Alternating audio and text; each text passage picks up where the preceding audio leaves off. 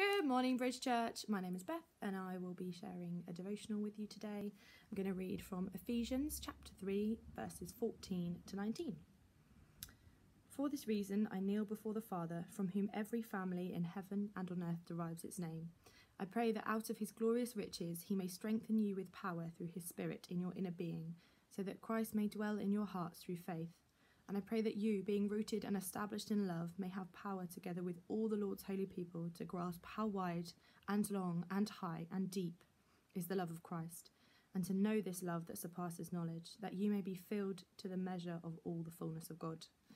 I was feeling a bit rubbish this past week. I was supposed to be at a friend's bridal shower on Saturday. My brother was talking about possibly postponing his wedding.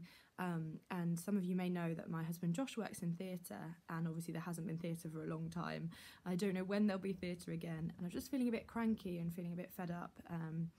Feeling upset for my friends that work in industries that can't translate online. It's amazing how much we can do online right now, but for our friends that are working in the theatre industry, in the entertainment industry, probably for other industries like salons, beauticians, chefs, it's quite hard to do your job right now. I was just feeling a bit down and a bit sorry for myself. And I was scrolling through the internet, and a friend of mine posted a picture of a painting that she'd done. It was Ephesians chapter 3, verse 19. And it led me to go back and read the whole chapter. And I just loved everything that I read. And it's so encouraging that in this time, like, God loves us, and how high and wide and deep and long is his love. We just can't even fathom how much he loves us in this situation. So it was a real encouragement to me, especially as we had this chapter read at our wedding. I'd totally forgotten about it, and my sister-in-law read it at our wedding, and I was feeling really comforted by it. And I thought, I'll go and read the Passion Translation, which I've not read before. So I wanted just to share verses 18 and 19 from the Passion Translation, which says, "Then you will be empowered to discover what every Holy One experiences, the great magnitude of the astonishing love of Christ in all its dimensions, how deeply intimate and far-reaching is his love, how enduring and inclusive it is. Endless love beyond measurement that transcends our understanding. This extravagant love pours into you until you are filled to overflowing with the fullness of God." Wow. Simon did an amazing devotional the other week about the intimacy of God's love, and I'd highly recommend a watch if you haven't seen it.